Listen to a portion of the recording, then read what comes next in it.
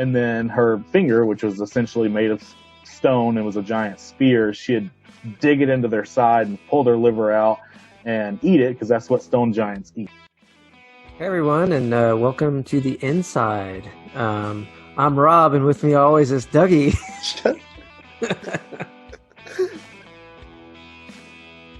Hey everyone, and welcome to the Inside. I'm Jay, and with me, as always, is Adam. Hey Adam. Hello guys. Jay, how are you doing? I'm doing good, man. I have been enjoying watching some TV, which I don't usually get a lot of time to do, but especially watching some scary stuff. Sometimes I just get in the mood for something scary. Yeah. Like what? Like what do you like to watch?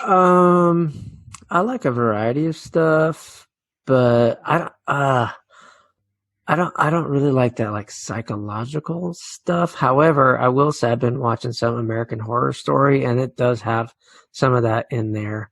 And actually, one of them, I especially thought about you because you you do like your 80s culture and music, especially music, I guess. And they did a season that was about, it was kind of a play on the camp, scary camp movies, like Friday, Jason? Yeah. So it takes place in the 80s, and it's at a camp, and it was one of their least scary ones, I guess. Maybe that's why it was cool. It got a little cheesy at the end. What about you? Are you watching any scary stuff or other stuff? Yes. In the scary department, I watch the TV show The X-Files. Both actors, it's a actor duo, and both of them think they are hotter than they actually are. Like the regular, like the original old X-Files? Yes. Okay. So, yeah, the 90s one. Mm-hmm. And, well, they had the same actors for the reboot, but, yeah, and that's more like, they do a variety of things like government cover-ups, alien conspiracies, but they also do some stuff like kind of, natural is not the right word, but stuff like Bigfoot, Loch Ness Monster, supernatural, Sasquatchy kind of stuff, which hits close to home because here in North Carolina, you can see some of that Sasquatch stuff around, like on like cars with an exterior wheel on the back. They have like a Sasquatch covering on it and stuff like that. Mm-hmm. Yeah, I've seen stuff like that. Or actually, there seems to be quite a bit of stuff with Sasquatch. Sasquatch's taking over, man. It's because more and more people are believing in them. Yeah, what do you think? I mean, I don't know. Stuff like ghosts, I'm like, I do not believe in ghosts at all because I just don't. But stuff like, or like aliens like that are on Earth and the government's covering it up, no. But stuff like that, like a Loch Ness Monster, that could have been around and it just like died and like a bunch of bugs and animals ate it and we just don't have any remains of it at all. Well, yeah, like, okay, so like Area 51, like that's not a UFO thing to you. No, right? No. But what you were saying, like, I think about that a lot. Like, think about like when a squirrel or some other creature or whatever like dies, or bird, or like, certainly that's happening all the time, right? But you don't see a bunch of dead birds and squirrels and stuff laying around all over the place. Like, nature has its own like garbage men, or with birds and other critters, or maybe not garbage men, but like funeral services. I don't know. So if there was a Bigfoot, like initially you think like, oh, you'd find some bones or something, but they never do, right? But maybe nature's taking care of that too. Or one theory I have, it's not very strong, is maybe the aliens are coming down and picking them up. But I think I know somebody who knows a lot about this kind of folklore. There's a guy named Sam McCarson. He's a native North Carolinian, and he works in social work. Not that really has anything to do with this, but he's a musician and does some other really interesting stuff. But one of the things regarding this topic that I think is really pertinent is that he knows a lot about folklore, especially creatures like what we were just talking about, but some really obscure ones, and even more ones that are local to where we are in North Carolina. And he has a YouTube and an Instagram. We can put that information in the show notes. But I think we should spend some time today talking with Sam. And, definitely. Kind of hearing and learning from him about some of this creatures and folklore stuff. Yeah, I'm with you. So what about this? I say we hop off here, watch a couple seasons of X-Files, come back on, and we'll bring on Sam and hear what he has to say. Sound good? Yeah, man. I'm looking All forward right. to it. Sweet. Sam, how you doing, man? Another day in paradise, brothers. So, Sam, just a little bit of background for our listeners. Your vocation is social work. Why did you choose that field, and what exactly do you do? So I'm the educational and vocational coordinator for a nonprofit community mental health agency called Youth Villages, specifically in a Life Set program, which works with young adults who are aging out of foster care, teaching them transitional living skills.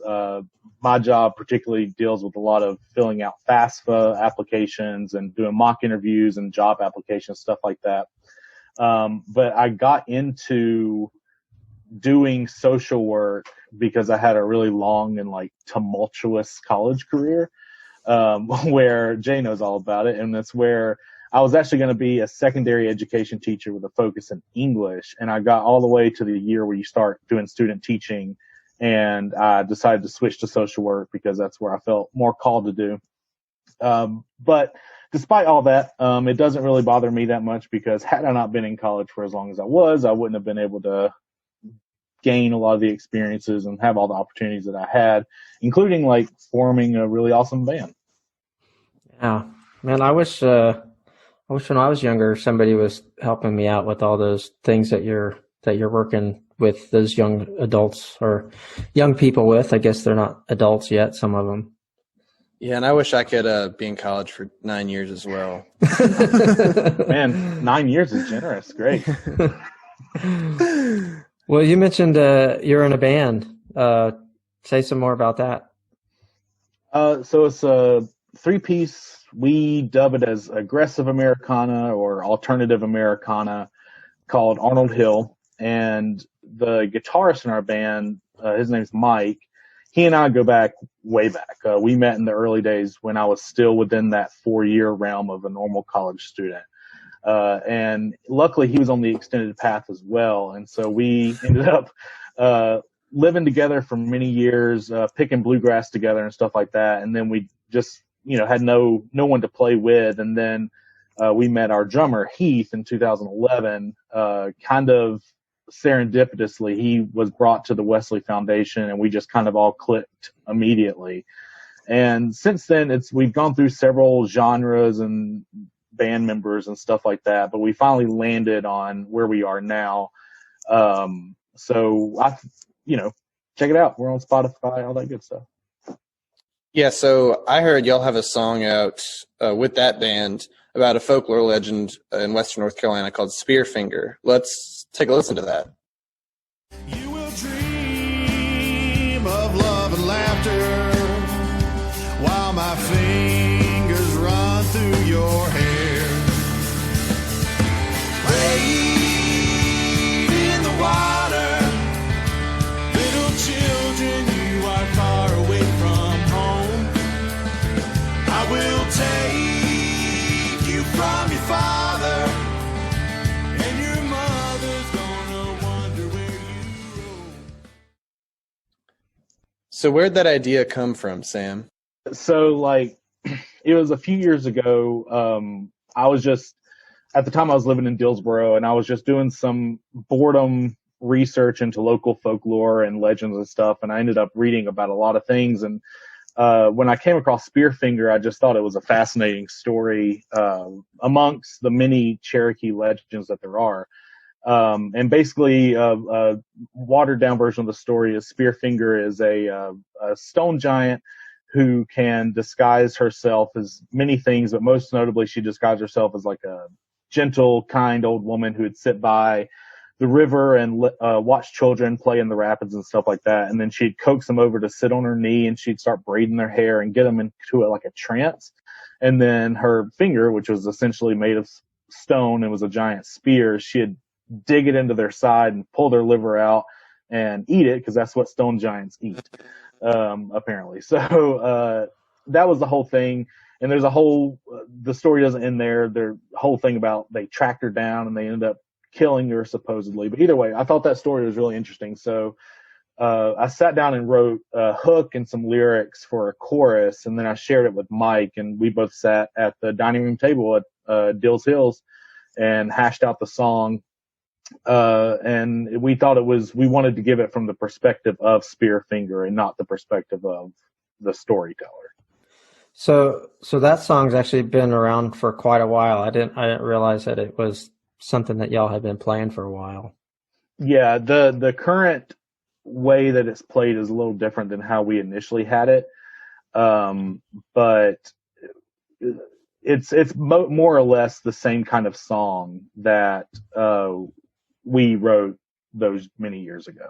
Yeah, the times I've heard you guys play it, like, I didn't even realize it was an Arnold Hill song. I thought it was something you guys were covering. So that to me is a compliment. It's supposed to be. Sure. But then when I listened to the album, which is all originals, and there it was. Yep. So that's cool. It'd be really cool maybe to have the entire band on a show sometime. Yeah, just let us know. We can hook it up. Yeah, sweet. Well, speaking of that Spearfinger song, Sam, I have not known you nearly as long as Jay has, but from the time I have known you, it's safe to say you are a haunt addict, meaning you like all things spooky and paranormal. Mm-hmm. I was wondering if you could get into like some background on it, what sparked your interest in paranormal? Yeah, so when I was a kid, I was not into scary things at all. Back in my day when I was a kid, we used to have these things called video stores. And my mom would have to go in before me to go into the horror section and turn the boxes specifically with Chucky, the child movies, turn them around so I couldn't see them because it terrified me. And then like some of the books that I had, like I had the original Scary Stories to Tell in the Dark. Some of those scary faces had Band-Aids over them because they just scared me and all that. But my interest in the paranormal came before my interest in horror. And a lot of that, the story that my experiences that I had with that was one of my best friends growing up, Graham. He lived in a very old house in Yakima that used to be a funeral parlor, like back in the day when funeral homes were in people's actual houses. And I swear, like to my dying breath, like I swear I saw a ghost in his house where I was, going to sleep and I heard some footsteps come up the stairs, and Graham would always tell me, yeah, that's a real thing. I wasn't making that up. And then I woke up and I swear I saw a little boy who kind of looked like Graham, but it wasn't him because he was beside me. I saw him and I could like see through him. And like, wow. Yeah, that's no joke. That's a real story. And a couple other things that experiences I had like in high school with some other friends in supposedly haunted places where there were just some unexplained things. And then from there, when I was in 7th grade, my family got the internet. So that was like back in like 1999. And I would visit these websites. Like the ones I can remember were ghoststudy.com, which is actually still around now. And it still looks like a GeoCities, like crappy early 2000s website. And another one called Horror Find, which is not around anymore. But it was just websites dedicated to showing ghosts of like supposedly ghost photos. And then as the internet grew, there were some live webcams you could watch at like the Winchester Mansion or the Tower of London, stuff like that. And I would just like sit there and watch them. Like it was so fascinating to me. You guys must have had like 56K dial up or something. Oh, it was so bad. where you could actually see something. It was so bad.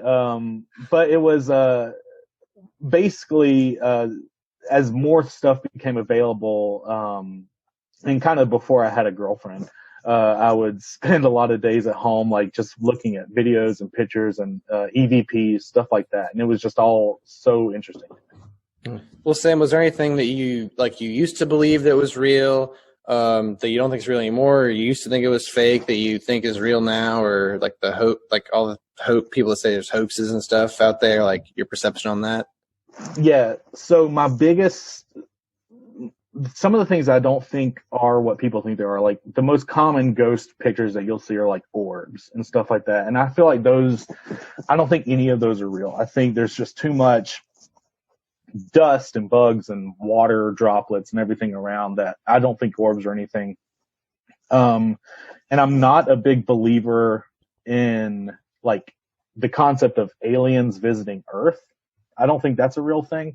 I don't think we're alone in the universe, but I don't think that anybody has visited Earth from anywhere. But then things that I used to not believe, like I used to not be super into like cryptozoological things like Bigfoot and swamp monsters and all that. And it's been more recently I've gotten into those. I'm sorry, but that's how they got here, right? Because the UFOs like dropped them off here. Right. Yeah. Sorry. Nah, it's so I'm more into the monster stuff, if for no other reason than it just seems fun to me, and the community around cryptozoological things they don't take themselves too seriously, and so it's always funny to be like, oh, I think I heard a Bigfoot, and like clearly it's like somebody's dog in the background. I was like, that's a Bigfoot. Are there any shows? It could be either TV or that you specifically like, or maybe YouTube channels or things like that, people that you follow that you think is really cool or interesting or helpful? Yeah, so probably one of my favorite paranormal YouTube channel is called Nuke's, NUKE''S, Nuke's Top 5, and it's a weekly show where he does like top 5 or top 10 lists. Mostly it's paranormal footage. And most of the stuff is pretty recent or up to date. He's not going over like Amityville horror stuff that everyone knows about. Like it's stuff that viewers send in to him, or he checks the Reddit paranormal boards a lot. So the things that he does are pretty recent. And then there's another YouTube channel called Next Pro, which is like short for Nightmare Expo, which focuses on more lore and true crime that's specifically related to technology and the internet. Which is really interesting. And then my final one that Jay, that I watch is The Carpetbagger, which is not specifically a horror haunted YouTube channel, but he does like roadside attractions. And he's watching his channel got me kind of inspired to do like my own YouTube stuff. Wow, what a lead in. We were just going to ask you next about that. You have a YouTube and an Instagram called Bump in the Night. Mm-hmm. So yeah, you were just saying some of these other folks inspired you to just go for that. Like what makes yours a little different? Like what would make you stand out from some of these other ones? He's the best. The biggest difference is I'm not actively looking to like provide evidence or actively looking to like just go out and like freak myself out or scare the people that are watching it. I'm more interested in the stories and the history around them. And so all of my videos are story driven, and the way, I let that be the forefront. And then of course, like I go out, if I'm able to go on location to where something happened or supposedly happened, like I'll go there and, potentially give some time to like investigate and look around. But my main obsession isn't finding things; it's just telling stories for people to enjoy.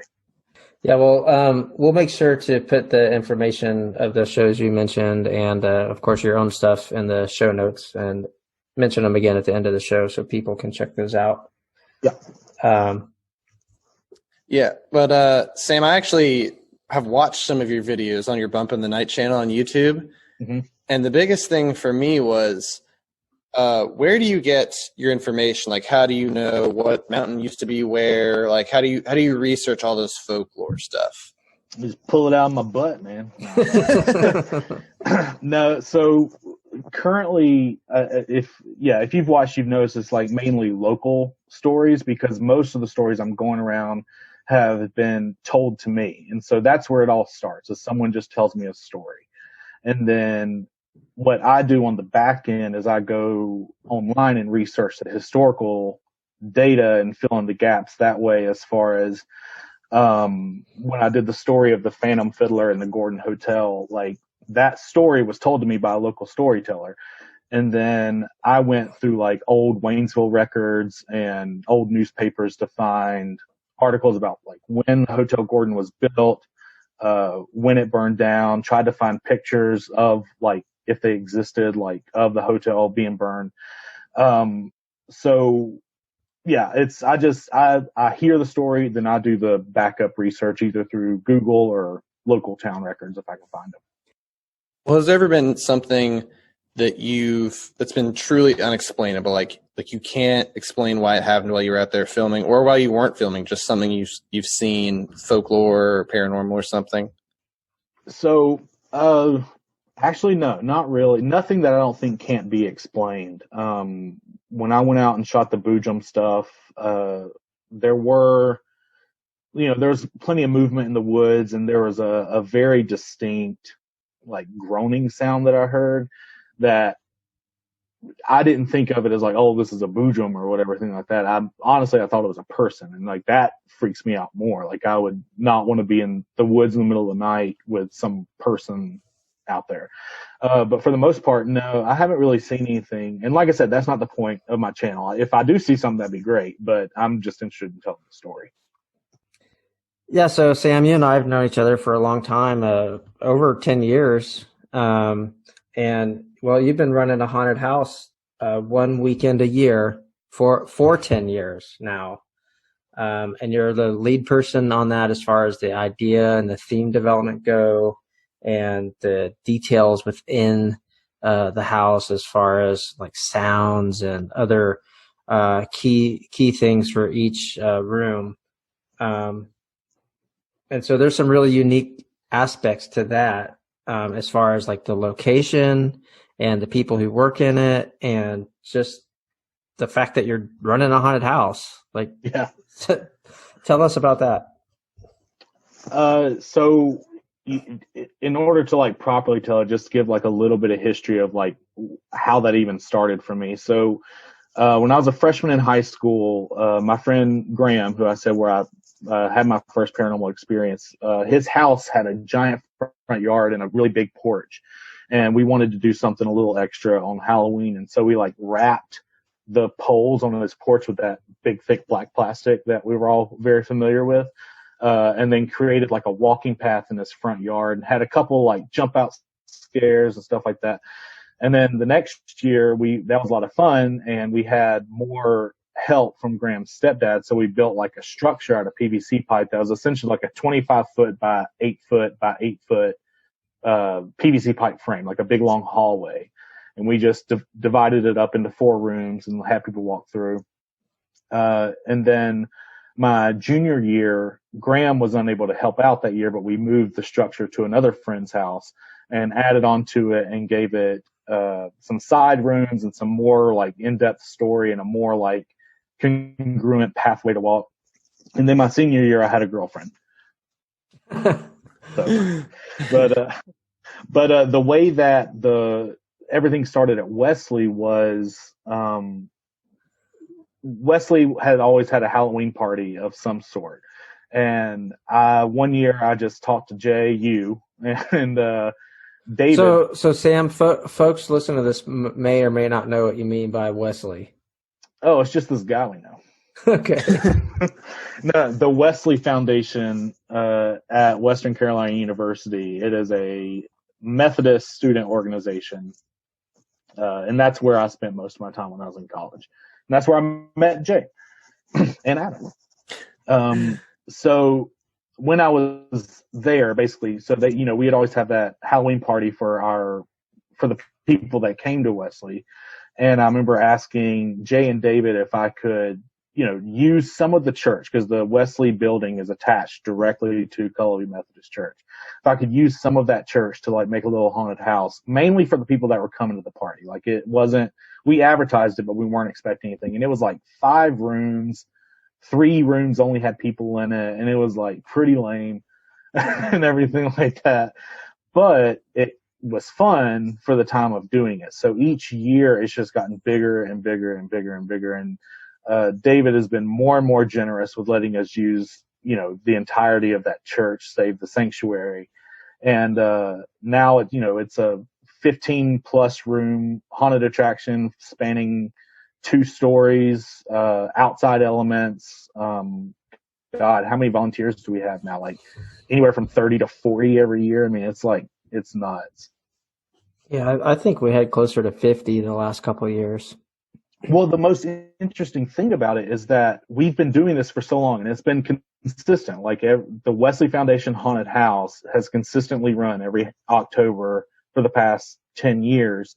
And what we've noticed is that a lot of community members, not just college students, but community members, are repeat customers. Like they come back every single year, and they always are like, "Oh, this year's thing was great. It was better than last year. And this year's thing sucked. Like you need to go back to doing the one you did 2 years ago." And like that's the kind of stuff that's really cool to hear, is because it means that something about what this haunted house is means something to the community, and they've made it part of their tradition during October and Halloween time.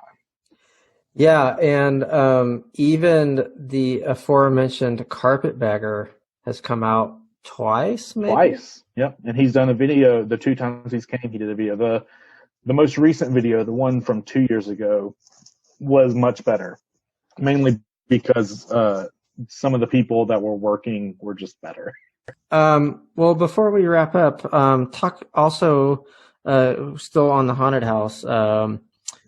We make some money off of that, and what happens with that? And just to put a little perspective, that first year that you were talking about, we had some expenses, and I think we came out even, right? I think there was $1, like we made $1. Yeah, like I think we probably spent like $100, and I think we made like 99 or something like that. It was awesome.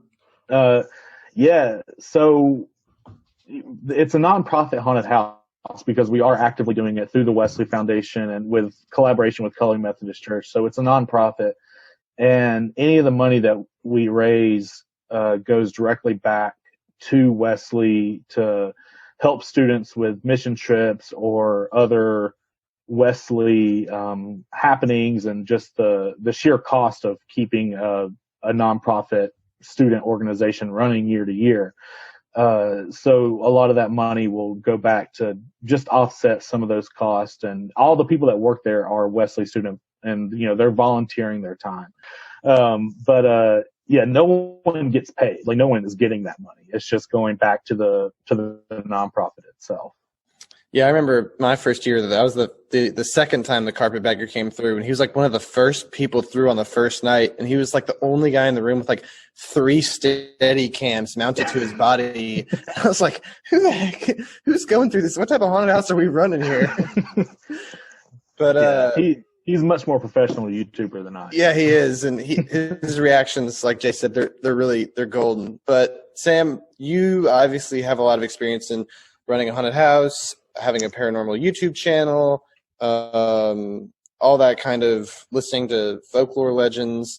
What advice would you give to someone who's interested in paranormal to like take the next step into doing what you're doing, or how to hear some stories or stuff? Like any advice you just want to give for your paranormal community? Yeah, so I mean, everything, we have so much access now to just any information we could ever want on the internet. And I mean, a quick Google search, I mean, you can get really specific. Like you can just type in Cullowhee, North Carolina ghost, and like I'm guaranteed you're going to get some sort of story to read. But also like locally, like talk to older members in, you know, whatever community you're in, because they grew up with more than likely the same kind of interest that you might have, and they may have ghost stories that they heard when they were kids, and now, you know, they'll pass them on to you. So that's the first step, is just find the stories that are interesting to you. And then as far as the next step goes is, just go to the places where they supposedly happen. If you have the means to go, even if it's just an empty field somewhere, like it's worth it to go, because you've already set up in your mind what's happened there. So just seeing the location sometimes really drives it home. And if you happen to have a video camera with you, you know, let everyone else know. Well, Sam, thank you so much for being on with us today. It was really fun to have you. Yeah, thanks for having me. So again, his YouTube/Instagram channel is Bump in the Night, and we'll have the username in our show notes below. He has some really great stories on there, so be sure to check it out. Hey, Adam, that was pretty cool, man. I really enjoyed hearing about some of this local folklore, especially, well, most of them I had never heard of. Yeah, me too. That was really cool. Well, which part really caught your attention? I really want to hear more about that ghost he said he saw. Like, do you follow the Marvel movies at all? No, sorry. Oh, okay. So I just got superheroed out. Like, it's just like, I just feel like now it's all, unless you're a super fan, like, I just feel like it's all about the money. Like, it's just so obscure now. Like, kind of like Star Wars even. It's just like gotten so deep. It's like, ugh, I can't follow this anymore. Well, or maybe it's just because I'm old. I don't know. No, because I'm really big into Star Wars and Marvel. But Mysterio is a character from the Marvel universe. And so basically what he does is he gets a bunch of drone technology and projects like all these fake monsters and stuff through 3D rendering. So everyone thinks it's like an alien monster, but if you walk inside the monster, it's like a bunch of drones like projecting images and sounds and fire and stuff. And so I'm wondering, in the digital, really realistic. Is that the guy with like all the question marks on his jacket? No, that's the Riddler, and he's from DC. Not Marvel. Washington DC. No, like there's like DC and Marvel, the two franchises. But anyway, so I want to know. Basically, that's my approach on ghosts. Is that maybe he thought he saw something? What about you? Yeah, what do you think? I was thinking it was really neat that he's been able to use this interest to help out some like nonprofits, and I think one thing that he didn't mention is one of the agencies helped from the haunted house is a local agency that helps families around Christmas time with some of the needs that they have.